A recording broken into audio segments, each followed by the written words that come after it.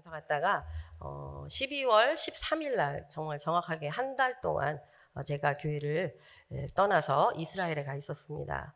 제가 이제 그 오랜만에 여러분들을 뵈면서 그러니까 지금 사실은 한 15일, 16일 정도밖에는 이스라엘에서 온 지 얼마 안 됐거든요. 근데 제가 저를 만나는 오랜만에 전부 뵙잖아요.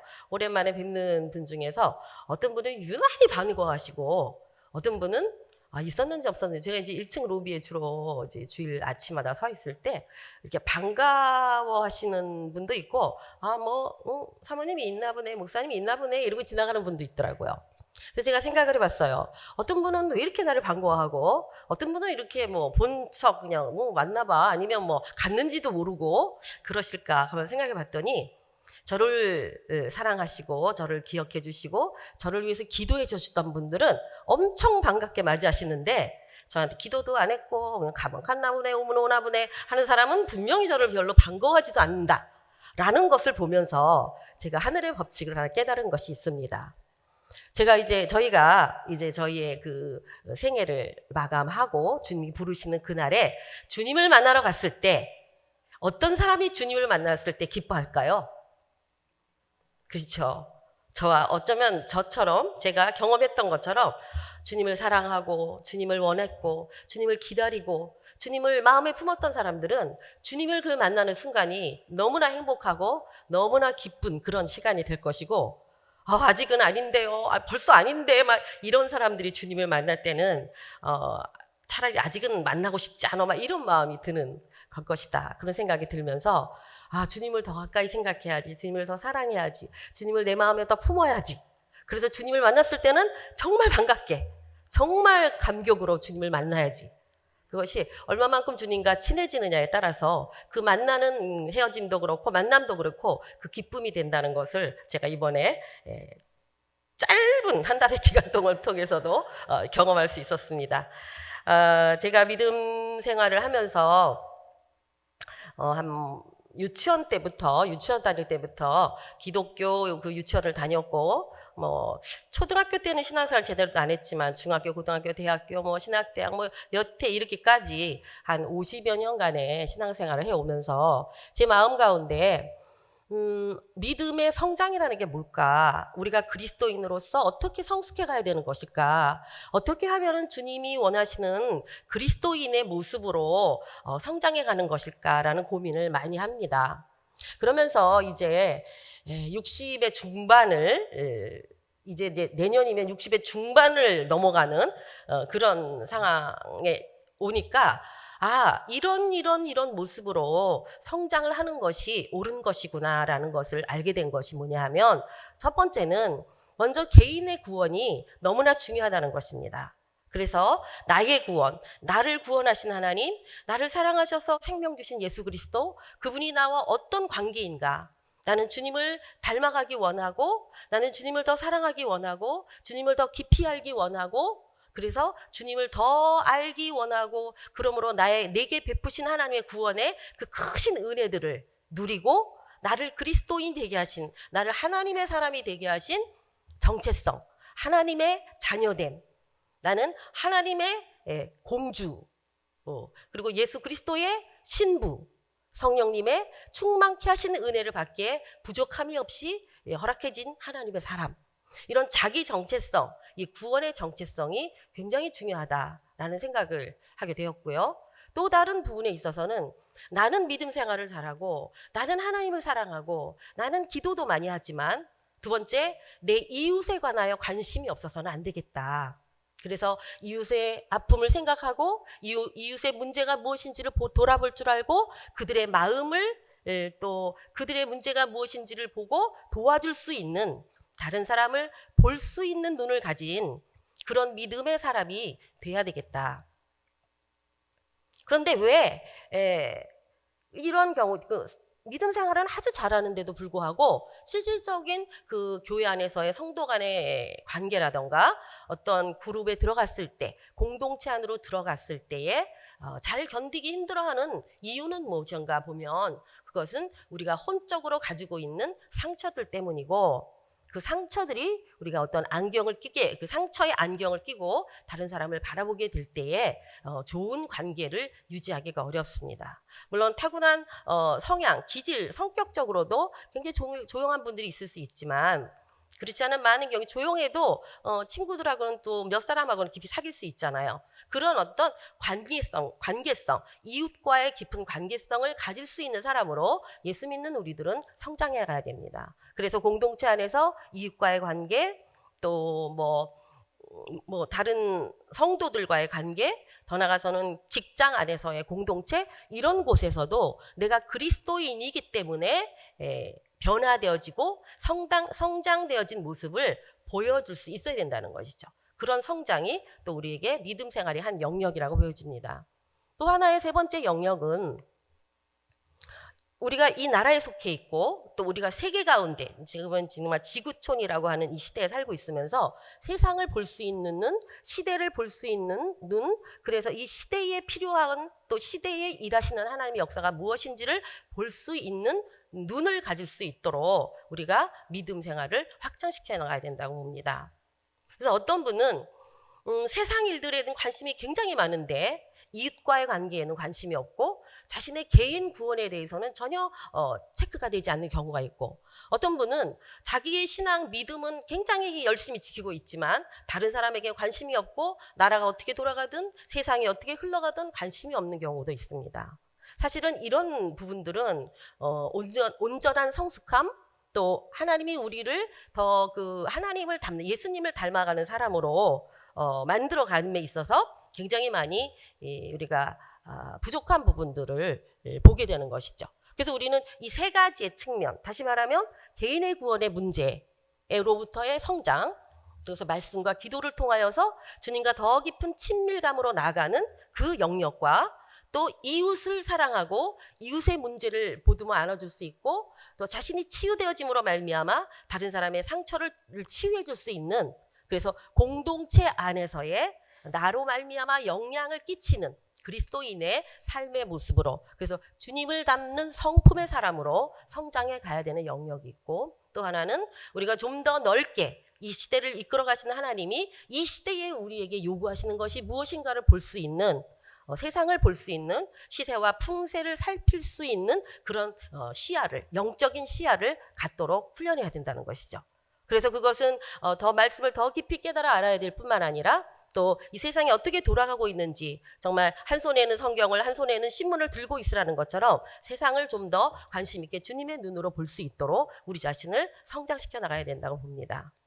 저는 이런 부분에 있어서 우리 교회는 굉장히 좋은 교회다라고 저는 자신 있게 말할 수 있습니다. 여러분도 그렇게 생각하시죠?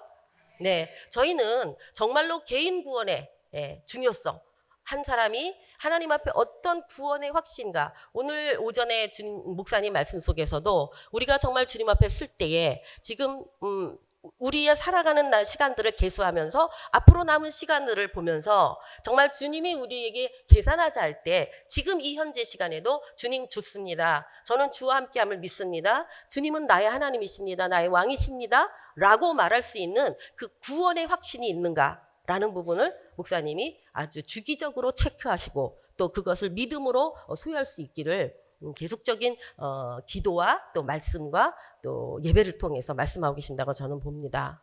또 우리는 이웃과의 그리스도의 내 믿음도 중요하지만 다른 사람을 사랑하고 이웃을 사랑할 수 있는, 하나님을 사랑하고 이웃을 사랑하는 그 이웃을 사랑할 수 있는 마음을 우리가 어떻게 하면 가질 수 있을까? 우리 자신을 하나님 앞에 내어놓고 성령의 치유하심과 때로는 상담이나 이런 것을 통해서 치유받을 수 있도록 이끌어드리고 또 도와주고 함께하는 그런 기도 그룹이나 그런 좋은 함께할 수 있는 공동체가 있다는 것이 우리가 또 우리 교회가 얼마나 좋은 교회인지를 말해주는 거라고 저는 생각합니다. 또 세 번째에 있어서도 우리 교회는 정말 하나님이 우리 교회를 부르신 목적을 깊이 생각하고 세상을 향해서 복음을 가지고 세상의 열방에 나와 아무 상관이 없는 사람들이고 정말 한 번도 얼굴을 본 적이 없는 사람들이지만 그들의 마음을, 그들의 영혼을 품고 기도하며 물질로 섬기고 그들을 또 초청해 오기도 하면서 이러한 일들을 우리 교회가 행할 수 있다는 것이 얼마나 감사한 일이고, 우리가 이 아름다운 교회를 주신 하나님, 이 은혜로 말미암아 여기까지 우리를 세우신 하나님 앞에 감사와 찬양과 영광을 올려드리지 않을 수가 없습니다. 아멘이시죠? 저만 그렇게 생각하는 거 아니죠? 그래서 저가 함께 이렇게 우리가 함께 기도하고 함께 생각하고 또 함께 행할 수 있는 이 정말 큰 힘을 갖고 있는 우리 교회에 제가 멤버이라는 것이 너무나 감사하고, 함께하는 동역자가 함께 이렇게 많은 동역자들이 함께 할 수 있다는 것이 저에게 너무나 큰 축복입니다.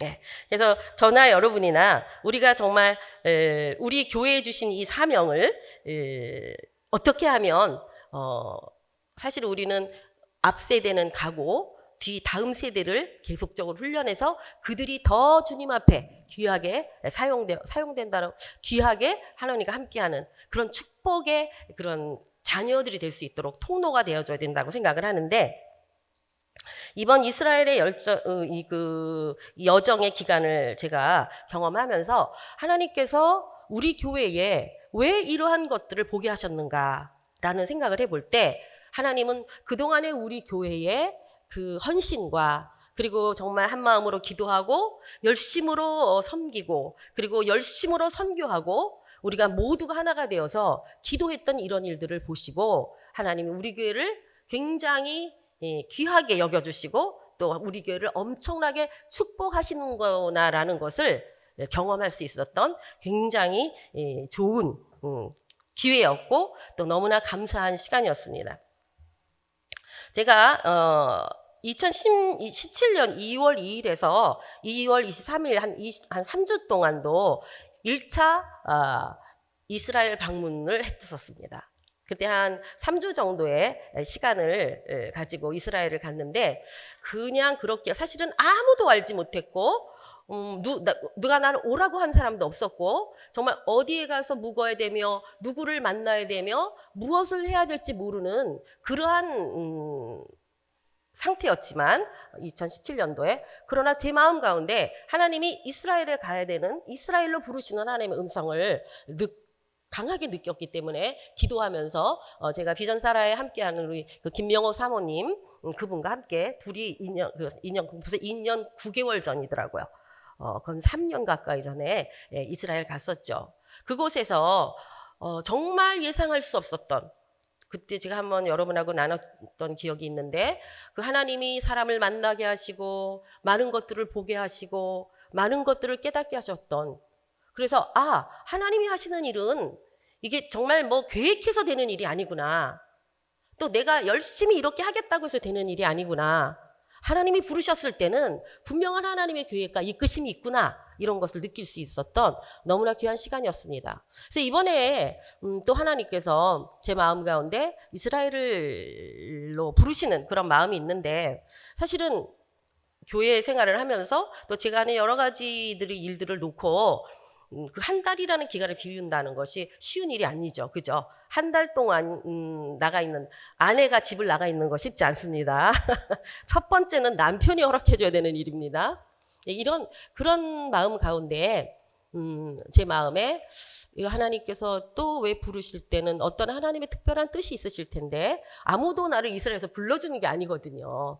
그런데도 하나님이 나를 다시 부르실 때는 저는 이런 생각을 해요. 이것이 단순한 저의 어떤 개인적인 사역이 아니라 하나님이 우리 교회를 향하신 무엇인가를 보여주시기 위함이다, 이런 생각을 합니다.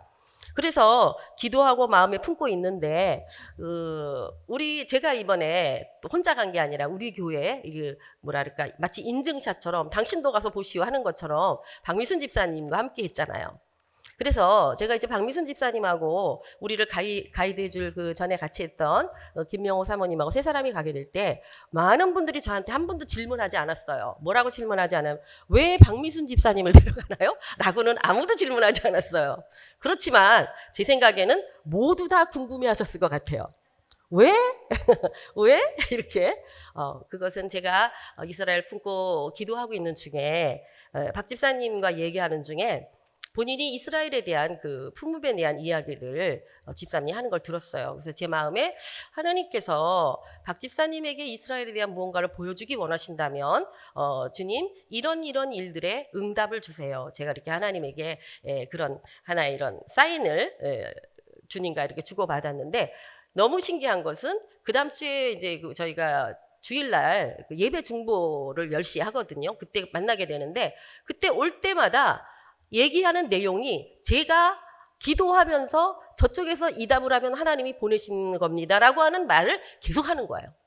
3주간에 걸쳐서 하나님께서 이번에 박미순 집사님과 함께 하기를 원하시는구나. 또 하나님께서 특별히 박 집사님에게 뭔가를 주실 것이 있으신가 보다. 이런 생각을 하게 돼서 제가 여러분의 허락도 받지 아니하고 제가 박미순 집사님을 동행했습니다.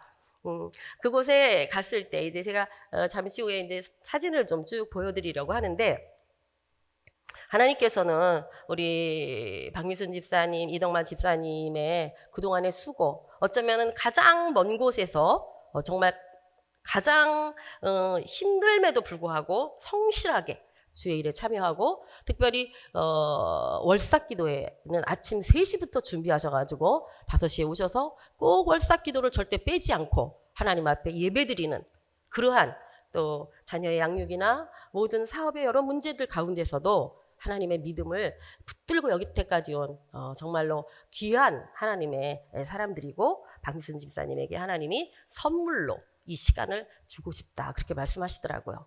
그래서 제가 생각할 때 박민수 집사님에게는 정말 선물의 시간이 되지 않았을까 그렇게 생각합니다. 그렇죠? 네, 그렇다고 지금 그러고 있습니다. 그래서 이제 이스라엘을 가서 아까도 말씀드렸지만 특별한 계획을 가졌거나 무엇을 하겠다고 간 계획이 전혀 없기 때문에 하나님이 이제 어떻게 이끄시는가를 계속적으로 기대하면서 바라보는 중에 저희는 가서 일단은 매일매일 큐티를 나눴습니다. 이스라엘 관한 큐티 말씀 책자를 가지고 함께 했는데 그 말씀 속에서 이스라엘을 바라봐야 될 가장 중요한 것은 뭐냐면 하나님이 이스라엘을 어떻게 말씀하시는가여야 됩니다. 내가 이스라엘이 좋아서도 아니고 내가 이스라엘을 도와야 될 마음이 내게 감동이 와서가 아니라 하나님께서는 이스라엘에 대하여 어떻게 말씀하시는가를 우리가 알아야 된다는 것입니다. 그런데 사실은 이스라엘이 1945년 45년 8월 우리는 8월 15일 5월 14일 날 그 나라가 생겼음에도 불구하고 거의 70년의 기간이 저희 비슷하게 거의 정말 비슷하게 됐음에도 불구하고 성경을 우리가 읽을 때마다 이스라엘이라는 단어를 그렇게 많이 봤지만 이스라엘이라고 하는 실제적인 나라는 우리 가운데 너무나 먼 나라, 또 굉장히 많이 익숙함에도 불구하고 전혀 관심이 없는 나라로 여겨져 왔습니다. 마치 북한이 정말 가깝고도 먼 나라인 것처럼 이스라엘은 우리가 늘 이스라엘 했지만 정말 실제적인 이스라엘을 성경의 말씀대로 하나님이 그 나라를 다시 2000년 만에 세우셨음에도 불구하고 우리는 하나님의 뜻이 이루어졌다고 보지도 않았고 이스라엘과 우리가 이방인인 우리들이 무엇을 해야 되는지에 대해서도 전혀 생각해 보지 않았습니다. 제가 그렇게 생각하지 않았을 때 아마 우리 여기 계신 우리 성도님들 당연히 생각 안 하셨을 거라고 생각을 합니다. 뭐 그중에 몇 분이 이스라엘에 관심을 갖고 있는 분이 있었겠지만요. 그래서 성경은 이 이스라엘에 대해서 무엇라 말씀하시는가를 우리가 먼저 알고 있어야만 그 뒤에 일어나고 있는 일들 그리고 오늘 우리들에게 하라고 하시는 하나님의 말씀이 무엇인지를 이해할 수가 있습니다. 그래서 하나님의 말씀으로 먼저 저희가 함께 이스라엘에 대한 부분을 좀 다루고 좀 빨리 이렇게 자막으로 여러분과 함께 보도록 하고요. 그리고 한 10분 정도는 남겨놓고 그리고 사진과 좀 영상을 보여드리도록 하겠습니다. 자, 자막 좀 띄워주시겠어요? 하나님께서는 창세기에서부터 시작할 때부터 이 이스라엘이라고 하는 나라는 세계 사진 말고 저렇게 갑자기 이상한 분위기를 하나님이 성경에 기록해 놓은 시작부터 창세부터 세말까지의 그 모든 예언이 되어져 있는 유일한 나라는 이스라엘입니다. 하나님께서 단 어떤 나라도 이 나라는 처음에 이렇게 만들어지고 이런 과정을 거치고 결국 이렇게 되다 이렇게 될 거야 라고 써놓은 나라가 성경에 없습니다. 뭐 우리나라도 하나님이 특별히 택하셨다고 하지만 그렇지만 우리나라가 어떻게 될 거라고는 성경에 기록되어 있지 않습니다. 뭐 동방에 뭐 이런 거에 이제 우리가 맞추는데 좋습니다. 그건 그렇다 치고 이스라엘이라고 하는 나라는 하나님의 창조의 시작에서부터 그리고 하나님이 이 세상을 마치는 그날까지도 이스라엘이 어떠한 일들의 과정을 거칠 것이며 이스라엘을 나는 결코 놓지 않을 것이다 라는 유일한 하나님의 관심, 유일한 하나님의 선택하심, 바로 그 나라가 이스라엘입니다. 그래서 우리는 하나님이 택하셨기 때문에 그 나라들을 우리가 생각하는 것처럼 생각할 수 없다는 것입니다. 그리고 하나님께서는 그 나라를 택하셔서 성민으로 삼으실 뿐만 아니라 그들을 통하여서 하나님의 영광을 드러내기로 작정하신 나라이기 때문입니다. 창세기 17장 7절을 보게 되면 먼저 시작이니까 다 같이 한번 읽어보겠습니다. 내가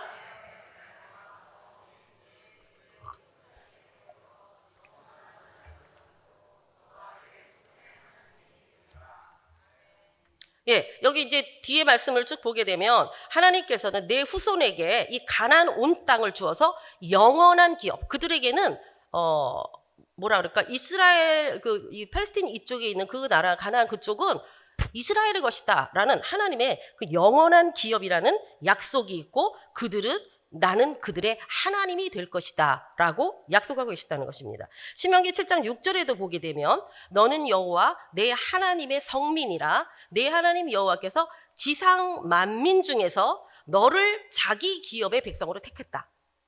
우리가 오늘 여기 이렇게 그리고 하나님의 자녀로서 그 자신감, 정체성, 나는 하나님의 자녀야 라고 하는 이 정체성의 근거는 하나님이 나를 택하셨다는 겁니다. 하나님이 나를 택하셨다. 하나님이 나를 택하셨다. 선택하셨다라고 하는 그것이 분명할 때 우리 믿음에서 절대로 넘어지지 않습니다. 왜냐하면 이분이 나의 엄마야.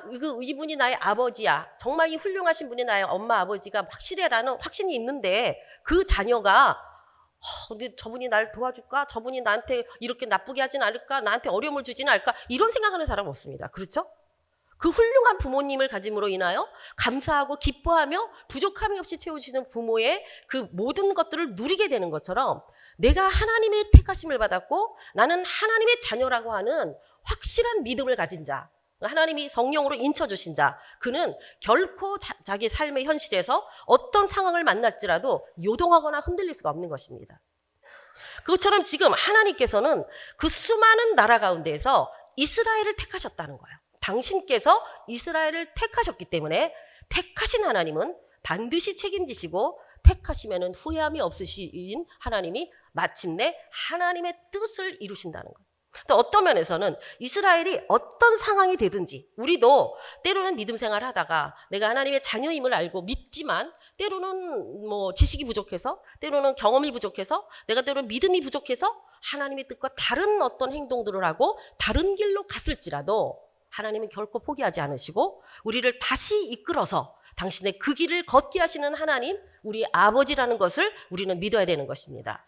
그것처럼 하나님께서는 그 수많은 나라 가운데에서 이스라엘이라고 하는 나라를 택하셨다는 거예요. 이거는 그 어떤 누구도 왜 이스라엘이에요? 이스라엘이나 제가 이스라엘에 가서 보니까 선교사님들이 팔레스틴 아랍계의 사람들이나 유대인들이나를 똑같이 생각해요. 어떤 면에서는 유대인들을 더 싫어해요. 왜냐하면 유대인들 개인적으로 보면 너무나 못됐어요. 근데 그 사람들이 못될 수밖에 없어요. 왜냐하면 그 민족처럼 그 나라 사람들처럼 그 숱한 상처와 그 죽음의 두려움과 그 공포와 그죠? 모든 사람을 미워하는 그 미움과 그 저주거리가 됐던 그 경험이 있기 때문에 그들은 자기들끼리 똘똘 뭉치고 절대 다른 사람 믿지 않아요. 그러니까 어떤 사람에게 쉽게 마음을 주지도 않고 이쪽에선 선의를 베풀어도 노땡큐해. 그래서 인간적으로 볼 때는 유대인을 좋아할 수가 없어요.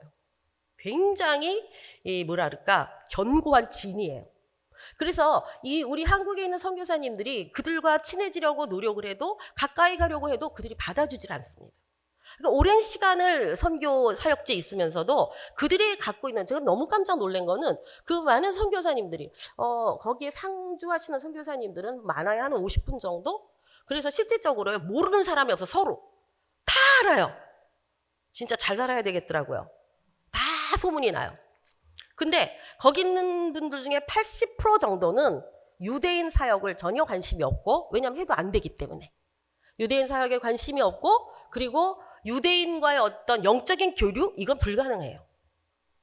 그래서 그들이 하고 있는 것은 좀 죄송한 이야기지만 그들도 하나님의 부르심이 있어서 그곳에 가고 또 기도하고 있겠지만, 그들이 가이드를 하거나 아니면 거기도 6개월 이상 머물 수가 없어요. 비자가 굉장히 어렵더라고요. 그러다 보니까 그분들이 학교에 들어가서 학생 비자를 받아서 5년 정도씩 머무는, 계속 남편이 졸업하면 아내가 들어가고, 그 다음에 대학원을 남편이 들어가고, 그 다음에 아내가 들어가고, 이러면서 공부를 해야 되고, 그리고 가이드로 생활을 유지해야 되는 그런 분들이 굉장히 많이 있으시다는 거예요. 실질적으로 이스라엘에 가 계시지만 그분들이 이 유대인들과 또 그곳에 이제 크리스찬들, 유대인이지만 크리스찬이 된 그 메시아닉주, 그분들과의 교제를 나누고 있는 분들은 서너 명에 불과합니다.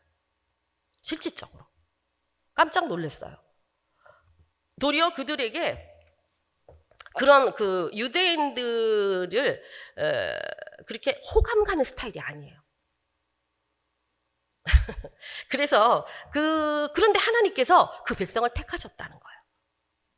그들이 그렇게 되기까지는 정말 많은 어려움이 있었던 건 사실이지만, 하나님께서는 이사야 49장 14절을 보게 되면 그 범죄한 이스라엘일지라도 하나님은 결코 잊지 않겠다고 이제 말씀하십니다. 이사야 49장 14절, 시온이 이르기를 여호와께서 나를 버리시며 주께서 나를 잊으셨나이다 하였거니와 여인이 어찌 그저 먹는 자식을 잊겠으며 자기 태에서 난 아들을 긍휼히 여기지 않겠느냐. 그들은 혹시 잊을지라도 나는 너를 잊지 않는다. 하나님 그렇게 말씀하시고 49장 16절에 보면 내가 너를 내 손바닥에 새겼고 너의 성벽이 항상 내 앞에 있나니. 하나님은 이스라엘 백성을 당신의 손바닥에 새기셨다는 거예요. 우리 김태정 권사님은 전에 보니까 뭐가 할 거만 있으면 손바닥에 적으시더라고. 막 그죠? 전화번호 막 적더라고. 이게 가장 가까이 볼 수 있기 때문에 하나님께서는 이스라엘 백성을 당신의 손바닥에 새기셨다는 거예요. 그리고 이사야 54장 7절을 보면 굉장히 저희가 이 말씀 속에서 진짜 이렇게 느껴지는 그런 말씀이 있는데, 보세요. 내가 잠시 너를 버렸으나 큰 긍휼로 너를 모을 것이요 내가 넘치는 진노로 내 얼굴을 내게서 잠시 가렸으나 영원한 자비로 너를 긍휼히 여기리라. 내 구속자 여호와께서 말씀하십니다. 하나님이 이스라엘 백성을 버리기도 하시고 얼굴을 돌이키기도 하고 진노로 돌이켰지만 마침내 영원한 자비로 그들을 긍휼히 여기시고 그 구속자가 되실 거라는 약속을 하고 계시다는 거예요. 이거는 하나님의 약속입니다. 그래서 마침내 하나님은 이스라엘의 구속을 약속하시면서 스가랴 8장 13절에 보면 이렇게 말씀하고 계십니다.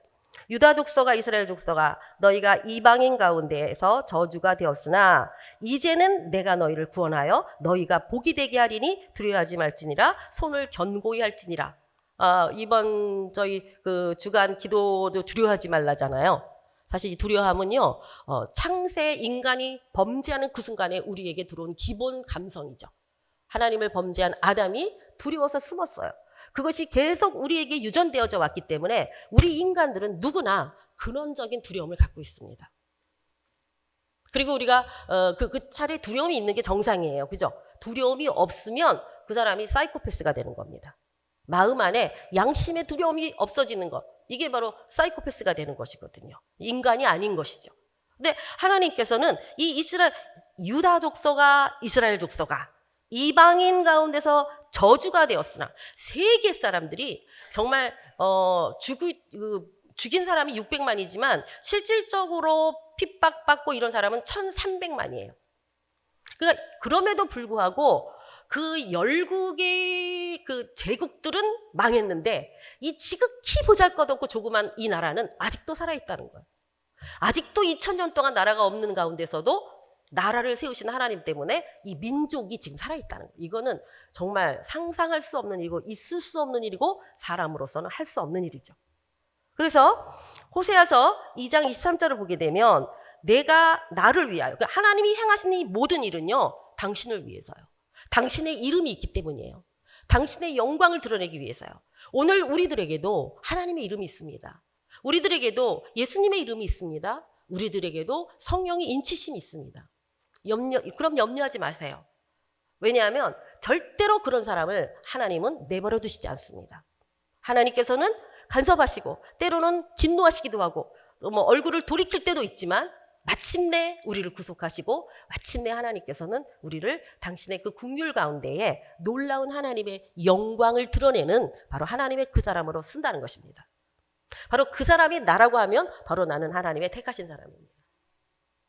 그래서 하나님께서는 내가 나를 위하여 그를 이 땅에 심고 긍휼히 여김을 받지 못하였던 자를 긍휼히 여기며 내 백성이 아니었던 자에게 향하여 이르기를 너는 내 백성이라 하리니 그들이 이기를 주는 내 하나님이시라 하리라. 이스라엘 백성을 향해서 이제 다시 하나님께서 내 백성을 모든 세상 가운데 당신을 위하여 돌이켜서 그들을 구원하시겠다는 약속을 하고 계시죠.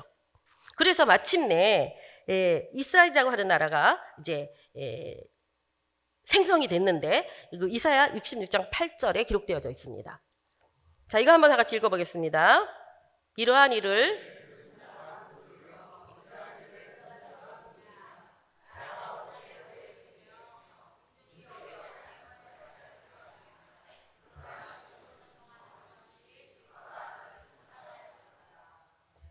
아멘. 이스라엘 구 예루살렘 안에 성벽이 있는데 성전 안으로 들어가기 입구에 크리스천 처치라고 하는 교회가 있습니다. 그 교회는 200년 전부터, 지금부터 그때도 200년이었으니까 아마 지금 한 200 몇십 년 됐을 거예요.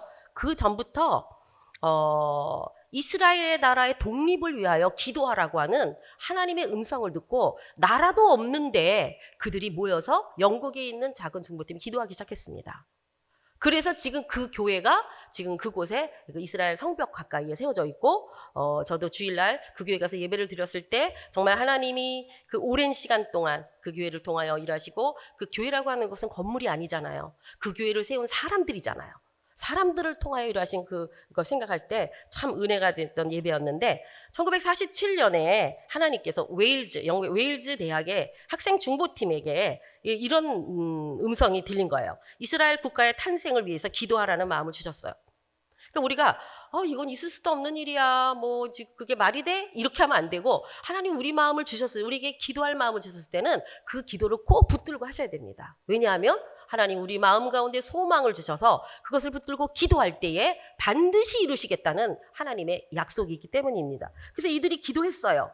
그런데 그 당시에 그 이스라엘에 대한 위임, 왜냐면 우리나라를 동시켜달라 막 이제 그런 시온 운동 그런 것들이 있을 때에 그 유엔에서 이스라엘을 관리하고 있었는데, 위임받아서 있었는데, 그들이 이스라엘이라는 나라를 하나의 나라로 이제 받아들일 것이냐 말 것이냐를 투표를 하게 됐어요. 그게 47년 11월 27일입니다. 그런데 그 안타깝게도 1차 투표는 통과하지를 못했어요. 우리가 때로는 하나님의 일이 이렇게 이루어질 거라는 걸 기대했는데 예상치 못하게 그 일이 이루지 못할 때가 있잖아요. 그때 진짜 너무 우리가 마음이 이렇게 좌절되고 넘어지는 것 같은데 그들이 더욱 힘을 내서 기도할 때 그 다음 날 3분의 2 이상의 득표가 되어서 통과가 됐어요. 그래서 웨일즈 대학에서는 1947년 11월 28일을 이렇게 지금도 말하고 있다고 합니다. 2000년 역사상 성령님의 가장 위대한 날들 중에 하나다. 2000년에 정말 하나님께서 이스라엘이라고 하는 나라를 하나님의 약속대로 다시 성취하신 그 날을 바로 성령님이 행하신 위대한 날들 중에 하나라고 선포했다고 합니다.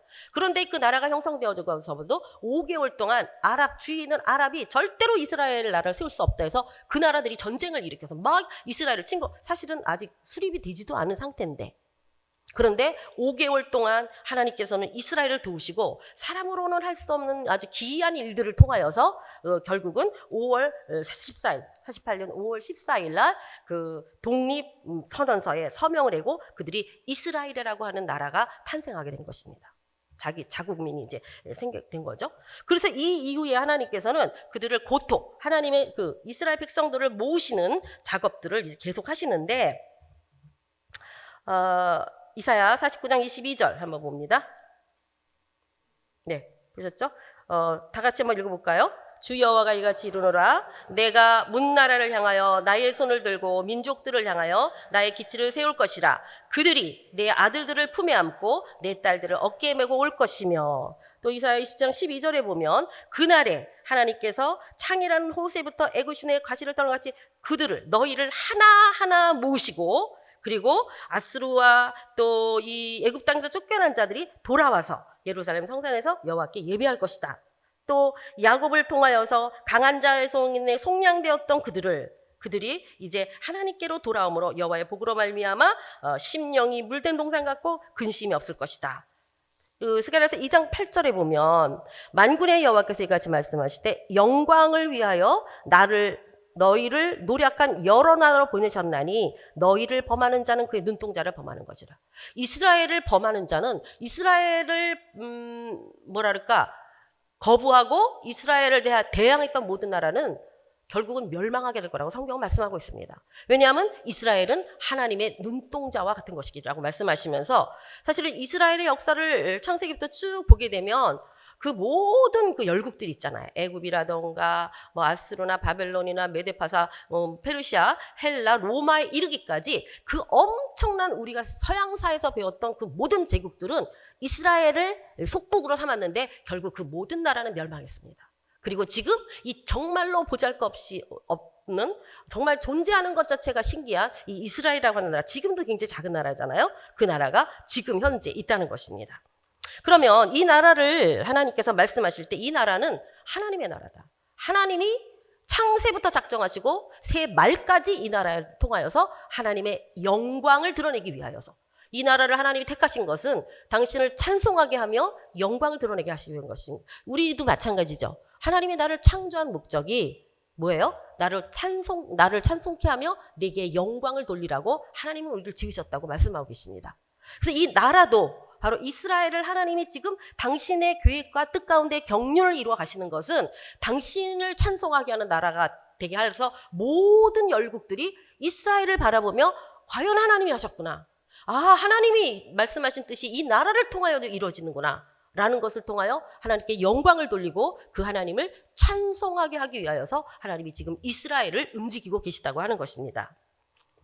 그래서 하나님은 오늘 우리들에게 이렇게 말씀하시죠. 흩어진 자를 모으고 또 때가 되면 그 다른 민족들, 나라와 언어가 다른 민족들을 모으신대요.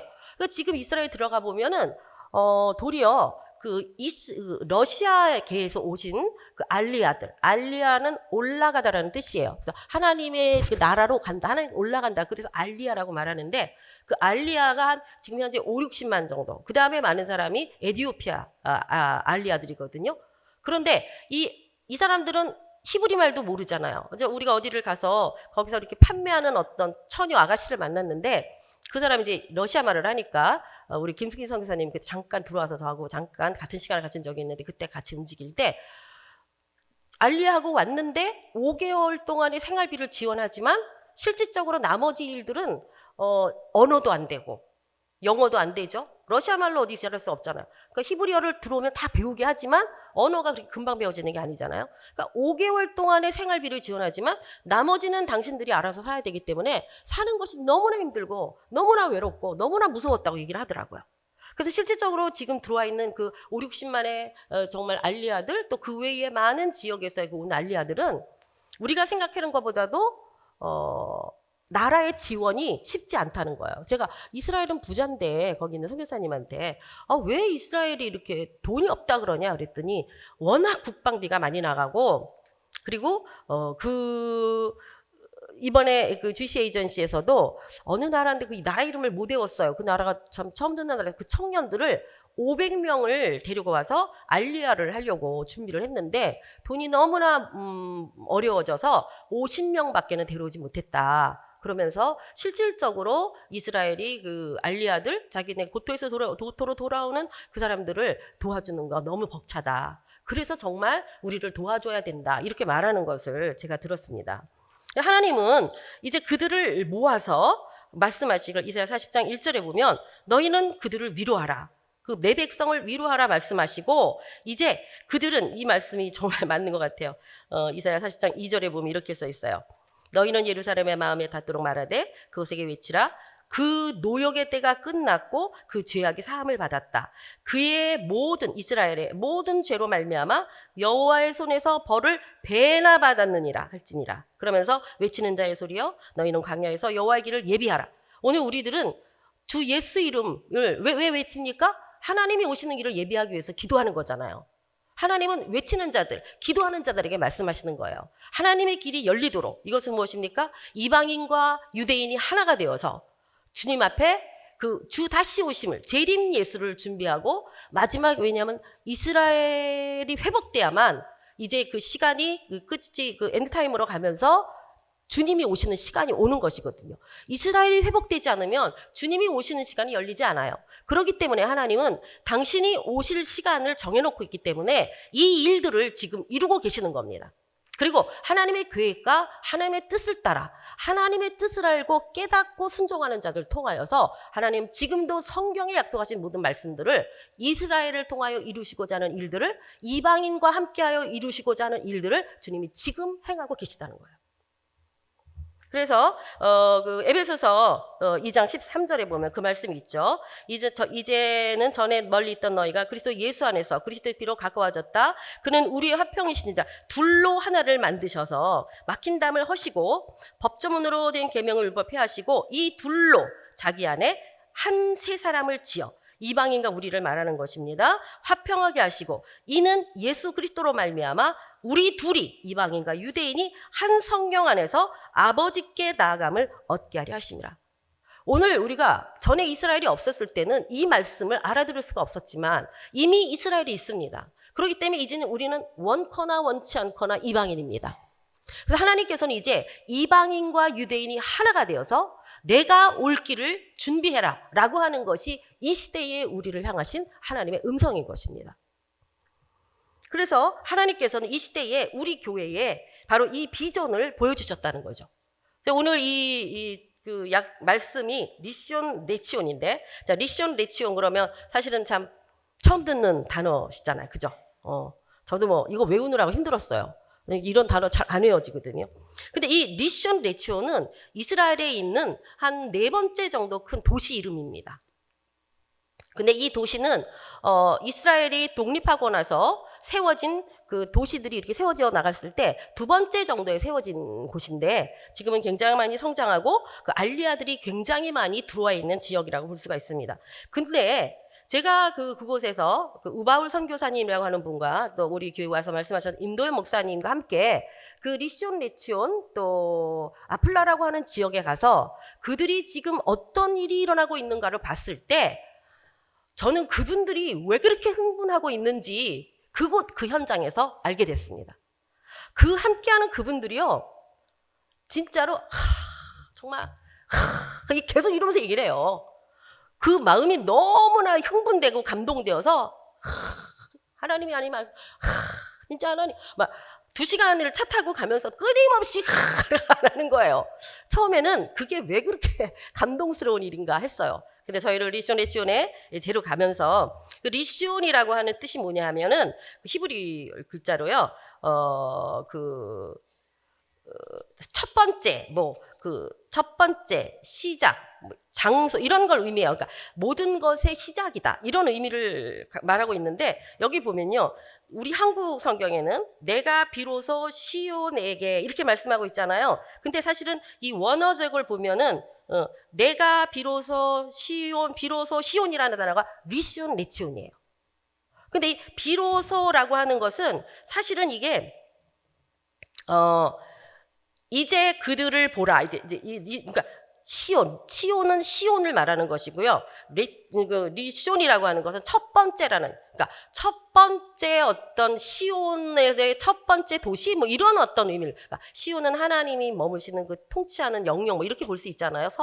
그것의 첫 번째 역사가 일어나는 곳 이런 의미예요. 리숀 레치온이라는 곳이 장소 이름이지만 그곳에서 이스라엘 민족들이 그 시작하면서 많은 부분을 첫 번째 그곳에서 많이 했어요. 뭐 물 저장 탱크라던가 나무들을 이렇게 그 물을 통해서 키워내는 거라든가 뭐 여러 가지 팔레스틴 그 유대인 마을에서요. 굉장히 첫 번째 한 일이 많이 일어났어요. 그 전에. 그랬는데 이곳에서 이 말씀을 보게 되면요. 내가 비로소 시온에게 이제 그들을 보라 이렇게 말씀하고 있잖아요. 이제 그들을 보라가요. 힘내hen 이런 뜻인데 자, 봐 이렇게 놀라움을 표시하는 봐봐 이거 보라고 이걸 봐 이렇게 하는 하나님의 굉장히 강력한 사인이에요. 그분들이 이제 그렇게 이해를 시키고 제가 성경을 또 다시 한번 확인을 했는데 저 시온 레치온을 봐 이렇게 말씀하고 있는 하나님께서. 왜 그걸 보라고 했냐면 그 다음 말이 뭐냐면 내가 하나님께서 기쁜 소식 전할 자를 예루살렘에 주리라. 이 말씀 뭐냐 하면 시온 레치온에서부터 시작한 부흥의 역사가 예루살렘으로 번져가게 할 것이라는 약속을 이사야 41장 27절에 하고 있다는 거예요. 그런데 실질적으로 3년 전부터 시작해서 이 부흥의 운동, 성령의 운동, 불꽃이 피기 시작했다는 거예요. 이 역사는 이스라엘에 20년 더 넘게 계셨던 선교사님들이 안 믿어요. 왜냐하면 아까 말씀드렸듯이 이 유대인과 함께하는 분들은 서너 분밖에 안 계시고 또 이 사역에 같이 동역할 수 있는 그런 여건이 안 되다 보니까 그분들은 오랜 시간 동안 이스라엘에 있으면서 안 돼. 예, 여러분 청년들 알지만 그 바락선 교사님, 또 제가 한 몇 시간을 같이 만나서 얘기를 했는데, 바락선 교사님이 그 하이파라고 하는 굉장히 그 큰 도시거든요. 아주 그 배가도로 유명한 도시인데, 그 도시에서 6년을 길거리 전도를 했대요. 다른 팀하고. 근데 한 명도 전도를 못 했대요. 그런데 그분이 이 시온 레치온의 이 사역에 같이 동역을 했었어요. 자기가 첫 번째 교회가 만들어지는 그 현장에 있었다고 얘기를 하면서, 그런데 하나님께서 이 약속을 차시기 위해서 사람을 부르시는데 누굴 불렀냐면 이스라엘의 글렌이라고 하는 유대인 목사님을 부르셨어요. 그 글렌이라고 하는 유대인 목사님은 이제 유대인으로서 하나님 예수님을 만나고 나서 그가 이제 사역을 하는데 어떤 전도가 안 되니까 유대인들 말로는 어떻게 움직일 수가 없어요. 도리어 크리스찬들을 잡아 죽이려고 하는. 그래서 이번에 갔을 때도 우리 회복이라는 영화, 김종정 감독 회복 보면은 그 교회 앞에다가 폭파해가지고 왜 거의 죽게 된 그런 이야기 있잖아요. 그 교회도 가고 그 목사님도 만나겠는데 그때 폭파되어서 죽게 됐던 그 한 열 몇 살인 그 청년이 지금은 키가 2m가 된 미국에서 농구선수가 됐더라고. 진짜로 차가 몇 대가 파손됐는데 앞에 있는 차가 였는데 이 바로 앞에서 맞은 그 청년은 그 아들은 이제 피부 껍질이 다 없어졌지만 손이나 이런 데가 다 멀쩡하고 결국 그 사람은 안 죽었던 하나님의 역사하심이죠. 그래서 그 오르티즈 목사님도 만나고 왔어요. 그런데 그분들이 기독교인이라는 걸 할 수 없기 때문에 무슨 사역을 하냐 하면 유대인 목사님들이 국률 사역을 하세요. 말하자면 창녀라던가 중독자들을 돌보는 그런 일을 하이파에서 굉장히 잘하고 있었는데 하나님이 자꾸 사인을 주시기를 리숀 레치온으로 가라라는 말씀을 주시는 거였어요. 근데 그 목사님이 그 유대 목회자들 중에 그 리더격이셨거든요. 그래서 한 20여 개 정도의 그 유대인 목회자들이 하고 있는 교회나 사역 그거에 총 리더자였어요. 근데 하나님이 자꾸 이 글렌 목사님 보고 가라고, 리숀으로 가라고 하니까 이 목사님이 아니 내가 지금 여기서 이렇게 일을 많이 하고 있고 이렇게 하고 있는데 하나님 자꾸 나를 거기 가라 그러냐. 이분이 안 간 거예요. 그랬더니 척추암에 걸렸어요. 그래서 이분이 결국은 아무 사역을 할 수 없고 누워있을 수밖에 없는 그런 상황이 된 거죠. 그랬는데 그 일을 할 수가 없으니까 하나님의 말씀이 생각나서 리숀으로 가야 되겠다. 이 리숀으로 오자마자 모든 척추암이 순간 다 없어져 버렸어요.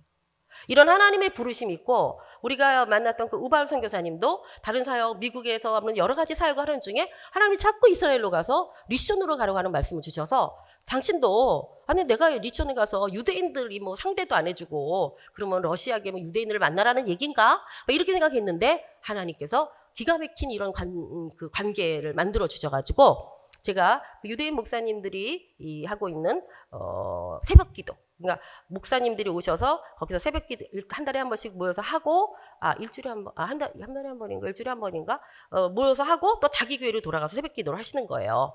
그래서 지금 그곳에서 새벽기도를 하는데도 한 6군데가 생겼고요. 새벽기도는 다른 날에 있을 수도 없거든요. 그랬는데 지금 그렇게 되면서 그 하나님의 그 임재, 찬양, 그 뭐라고 표현해야 되나, 그 임재의 깊으심은요, 한 서너 분이 함께 예배드리는 그 현장에 정말 새로운 어떤 하나님의 임재를 경험했어요. 근데 그분들이 이제 그렇게 모여서 함께 기도하면서 준비하고 있는 게 뭐냐면 24시간 기도하는 기도의 집이에요. 왜냐하면 그분들이 기도가 없이는 안 된다는 걸 알았기 때문에 새벽 기도도 시작하게 되었고, 기도 운동을 하기 시작해서 정말 기도를 끊이지 않고 해야 되겠다 라고 하는데, 그분들의 어려움 중에 하나 뭐냐면 생활비가 너무 많이 들어요. 집세도 너무 많이 들어가요. 그래서 아이들이 또 너무 많아. 막 5명은 8명이 기본이기 때문에 아이들을 양육할 돈도 없을 정도로 너무 힘든 그 목회자들이라 일을 안 할 수가 없어요. 부부가 다 일을 해야만 돼요. 그러니까 교회를 개척하기가 어려운 거예요. 그런데 이들이 가정에서 이제 그 러시아에게 그 알리아들을 차 한잔 합시다 그러면 정말 할 일도 없고 먹을 것도 없는 그 사람들이 모여서 담소하면서 모여들기 시작한 게 저번에 우리가 봤지만 20명, 40명, 그리고 100몇 명 막 이렇게 모여지기 시작한 거였어요. 그래서 그 교회 그 메시지를 그 우바울 선교사님이 그 유대인 목사님들에게 하시더라고요. 사실 이거는 역사 이래로 없었던 일이에요. 그 사람들은 얼마 전에 몇만 명 있는 교회 담임 목사님 와셔서 메시지를 전해도 그 메시지에 아무런 감흥을 받지 못한대요. 근데 우바울 목사님이 이렇게 말씀하시더라고요. 그런데 그들에게 하나님의 음성으로 듣고 성령이 가르쳐준 걸 말했을 때는 그 말씀이 성경에 기록되어 있을 때 100% 순종합니다. 그래서 하나님께서 우바울 선교사님에게 말씀을 가서 전하라고 줄 때는 히브리어를 풀이해 주신다는 거예요. 그 말씀의 깊은 뜻을.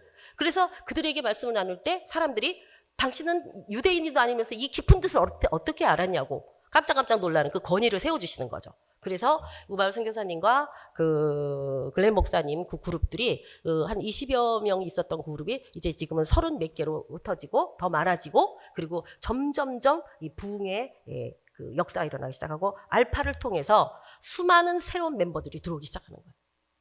그래서 저희가 그 아플라라고 하는 지역에 갔는데 거기에 이제 교회들이 모인다고 그래서 갔어요.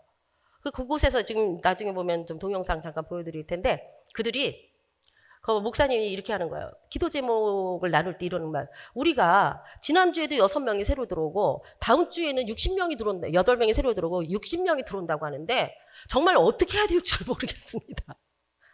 너무나 사람들이 많이 들어오니까 이들을 어떻게 해야 될지 모르겠다는 거예요. 장소도 부족하고 관리도 힘들고 또 알파를 통해서 들어오긴 했는데 무엇을 해줘야 될지 모르겠고, 이런 그들의 어려움을 나눠서 함께 기도를 하는 중에 하나님이 이런 기도를 주셨어요. 너희가 염려할 것이 없다. 초대교회도 3,000명씩 세례받고 들어왔을 때 너희와 똑같은 상황이었다. 그렇기 때문에 내가 이 일을 할 것이고 너희는 기도하며 나의 인도하심 받으면 된다, 이런 위로를 주시더라고요. 그래서 함께 기도를 해주고 또 함께 이제 손원적 기도도 해드리면서 하나님이 그들에게 이제 그 카자흐스탄에서 하는 그 T라고 하는 사역이 있어요. 그 사역자들을 선교사님들이 양육할 수 있도록 언어가 다 이미 번역이 돼 있고 66권의 책이 이미 나와 있습니다.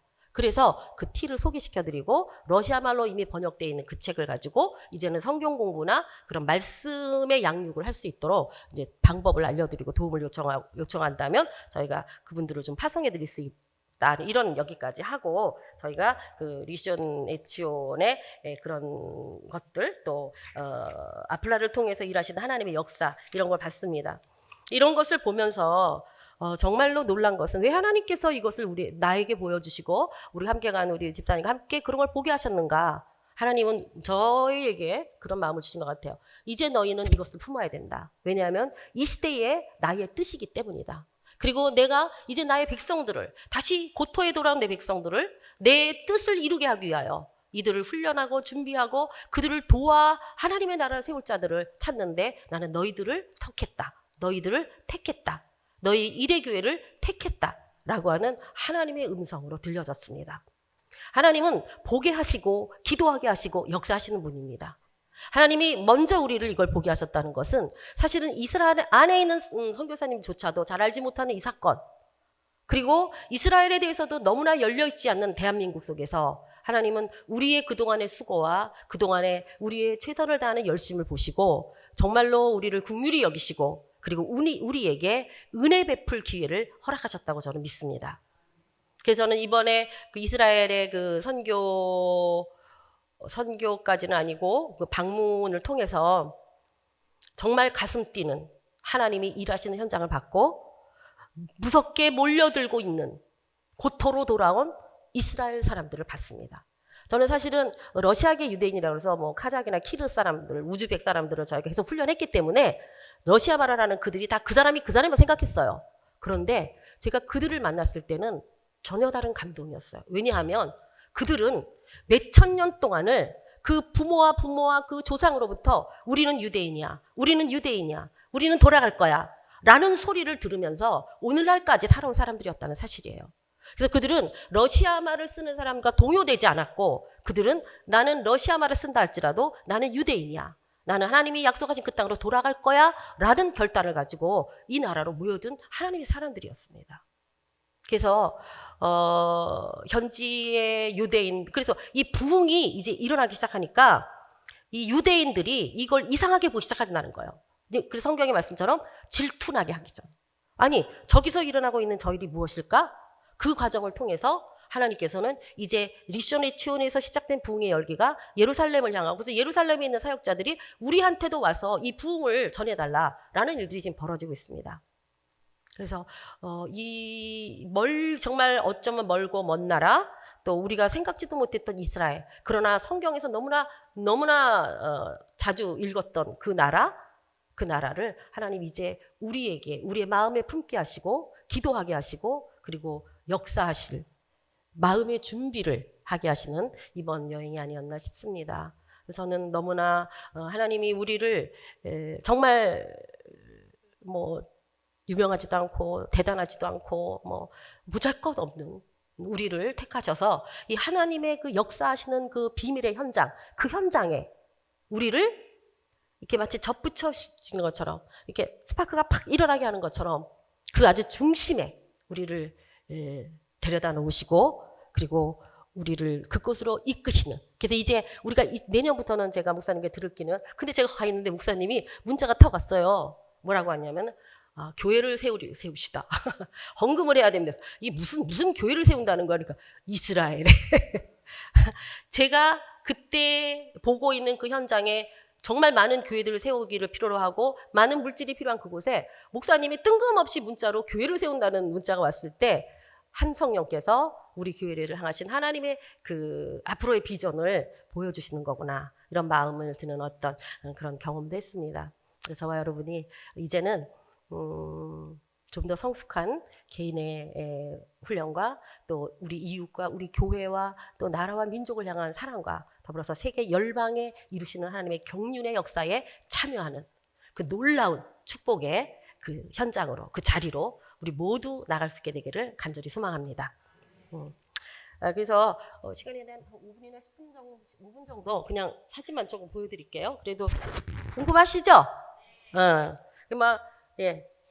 제가 좀 설명을 해드리고, 예, 얼른 사진을 툭툭툭, 예, 우리 인증샷 출발합니다. 저분 데려갔어요. 예, 우리가, 어느 집에서 머물렀기 때문에 저렇게 장보러, 기차를, 트램이라고 하는 그 전철 같은 걸 타고 장을 받아가 밥을 해 먹어야 돼요. 예, 확실히 우리 집사님 제가 연약하다고 우리 집사님께서 끄시고 저렇게 아침에 만들어서 우리 집사님께서 저를 보살펴야 된다는 그 일념하에 아침마다 아주 맛있는 것들을 이렇게 만들어서 저를 도와주셨어요. 자, 여기가 거기는 교회입니다. 작은 교회인데 그 예루살렘 중앙교회라고 정말 그 청년들과 그 작지만 그 성령의 뜨거운 그 임재가 함께하는 그런 교회였고요. 여기 아시지 성벽이죠. 서쪽벽. 네. 그곳에서 또 만나는 그 유대 애기 엄마들과 함께 사진도 찍고 또 운 좋을 때 저렇게 저분이 프랑스 배우랍니다. 또 한 컷을 한 장 찍고 네, 함께 셋이 저기 우리 여러분 저 가운데 있는 조이스 정이라고 아시죠? 저번에 소파하러 부는 그분하고 같이 오셨던 러브 153 하는, 그래서 제주도에서 북한 백두산까지 가서 중보기도 하는 사역자신데, 그들에게 훈련받으러 온 청년 2명 있어요. 하나 백간사고 하나 정간사인데요. 26살 된 청년들인데 둘 다 목사님 아들들이더라고요. 1년 동안 이스라엘에 헌신하러 온 사람들이에요. 근데 그 아들 하나 정말 너무 근데 쟤네들이 저렇게 보여도 전부 특수부대 훈련생이고 해병대 출신 막 이런 식으로 아주 일을 잘해요. 근데 한 전 간사는 이름이 전도해야. 아버지가 지어준 이름이 전도해. 왜냐면 평생 전도하며 살아갈 수밖에 없는 운명저진. 너무 귀한 우리 청년들이 이스라엘에서 헌신하고 있습니다. 예, 모여서 샤반 예배 드리는 것이고요. 제가 두 청년들 위해서, 너무 귀한 아들들 위해서 기도하는, 기도해주고, 함께 또 이렇게 사진도 찍고. 그리고 조이스정은 저렇게 아랍 학교에 가서, 초등학교에 가서 아이들에게 재봉도 가르치고 또 넘겨주시면 태권도도 가르쳐서 한국 사람들이 아랍 학교나 또 사실은 유대 학교도 가요. 초등학교에. 근데 유대 학교가 못 갔는데 저기 아랍 학교 갔을 때 찍은 거예요. 그래서 한국에서 태권도를 기본적으로 들어갈 수 있거나 해놨는데 일할 사람이 없어요.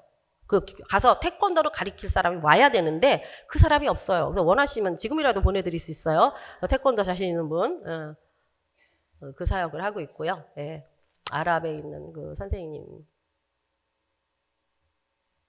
여기는 에티오피아 난민촌이에요. 이스라엘에 주시 에이전시 중심으로 해서 난민들이 들어오면 한 26, 8군데 정도의 그렇게 난민촌에 하는데, 저렇게 에티오피아에서 오신 분들은 정말 가난하고 열악하더라고. 애들이요. 거기서 이제 가서 태권도 가르쳐 준다고 한 주에 한 번씩 가나 봐요.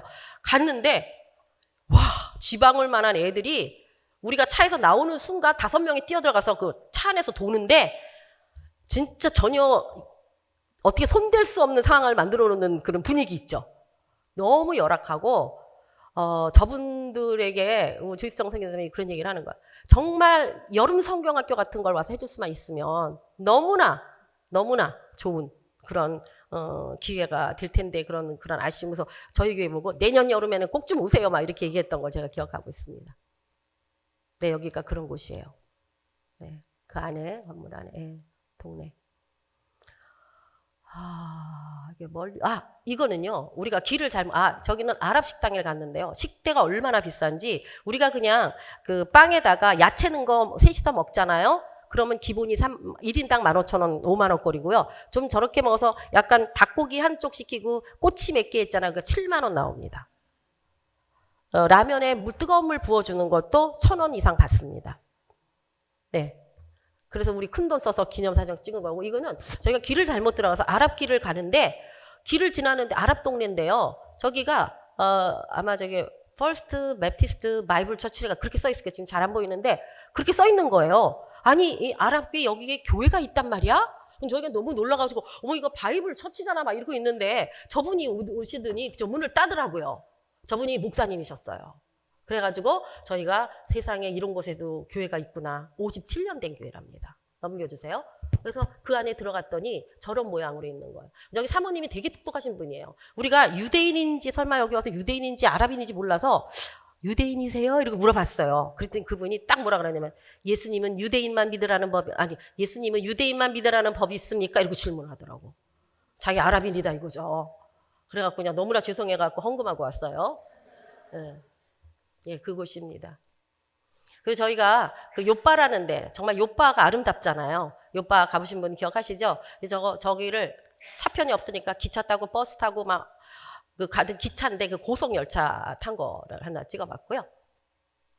기차 앞이에요. 괜찮죠? 그게 요빠예요. 요빠 진짜 아름다워요. 여러분 요빠는 고넬료가 베드로를 청해서 이방인으로서 처음 예수 믿은 그런 곳이죠. 생명 세례 받은 거. 근데 거기에 우연히 길을 잘못 들어야 돼. 길 안내하는 사람도 없는데 잘못 들었는데 저기가 시몬 피장이 집이라고 써 있는 거예요. 저기에 베드로가 머물고 있다가 이제 고넬료의 초청을 받게 되는 그 집이에요. 저기가.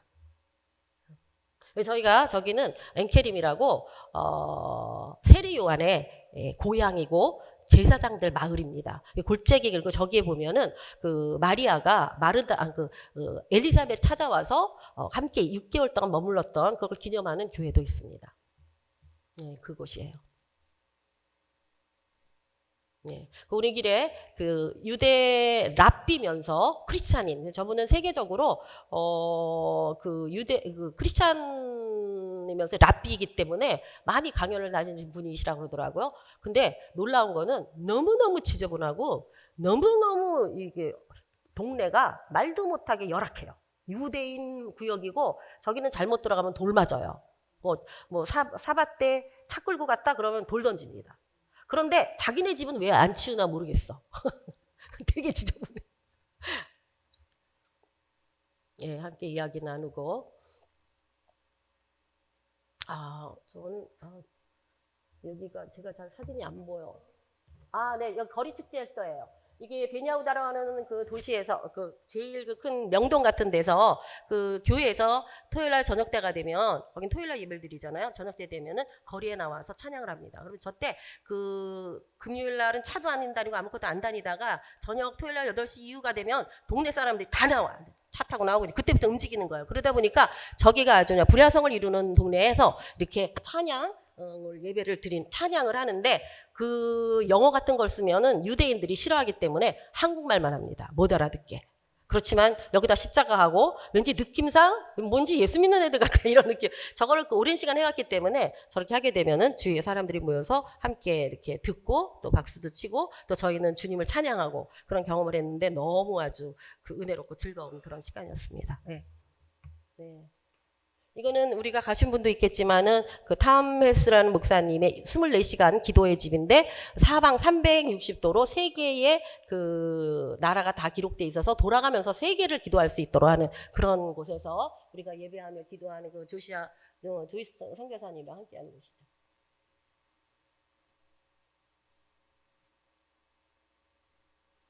예, 이거는 저희가 성서박물관을 갔는데요.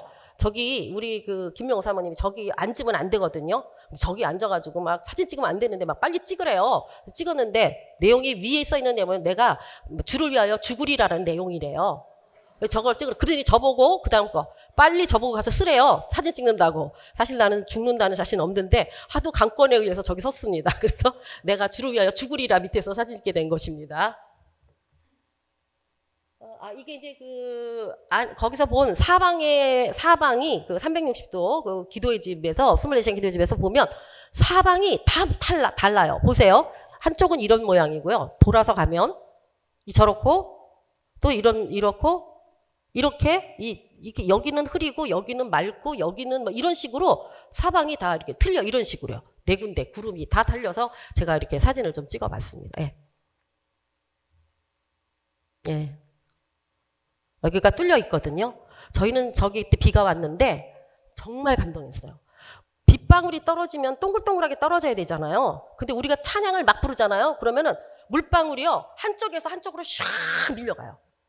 그게 너무나 아름다워요. 근데 그 김영호 사모님 말하기는 지금 저거 천사의 그 움직임을 자기는 보고 있다고 얘기를 하더라고요.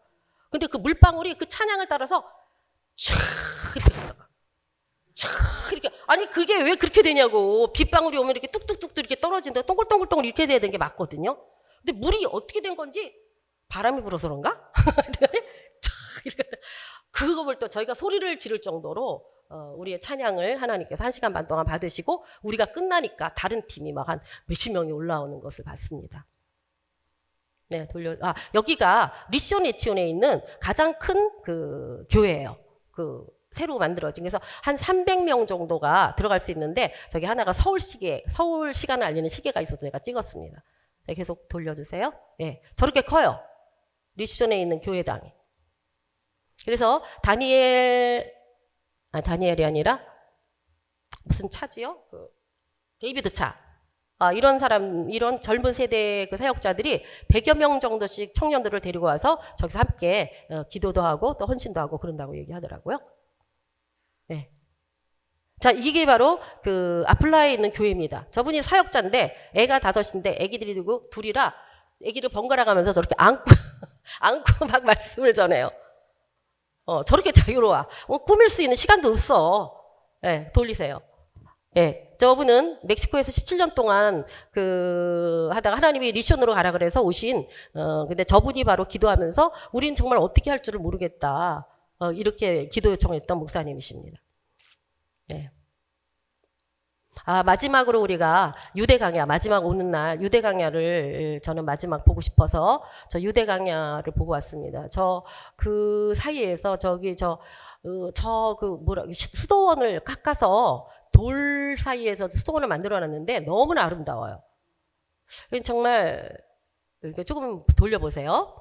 근데 그곳에 저 광야에 달팽이들이 얼마나 많은지 몰라요. 전에 우리 갔을 때 보셨던 분도 있는데 아침에 이슬이 많이 내리기 때문에 저곳에 달팽이들이 너무 많이 살았는데 마침 때가 때니만큼 달팽이 2개가 다 붙어 있어. 그때가 그때였나 봐요. 달팽이 2개가 다 서로 붙어 있는 그래서 우리가 저렇게 찍었는데 저게 그 하얀 게 달팽이 똥이라 그러더라고요. 근데 생각 바뀌죠. 저런 광야에 달팽이들이 살고 있습니다. 네. 네, 저렇게 벽을 깎아서 스톤을 만들어 놨어요. 네, 저희가 저 꼭대기 올라갔는데, 자, 저기 얼른 달려온 사람 있죠. 낙타 타고 가라고, 그리고 스카프 막 씌워주면서 사라고. 거기 가는 분은 다 저거 경험하게 돼요. 조심하셔야 돼요. 탈 때 5세킬레라 그랬는데, 내릴 때는 50세킬레라고 그런 사람이에요. 자, 이제 저하고 집사님하고 걸어가고, 자, 이건 경험사, 제가 근데 저 사진을 보면 마치 박미순 집사님이 저를 부축하고 가는 것 같죠? 저걸 보면서 아주 박미순 집사님이 좋아하면서 보세요, 사모님, 이거 내가 부축하고 가는 거잖아요. 이러는데 저 때 제 옷을 잡고 가는 겁니다.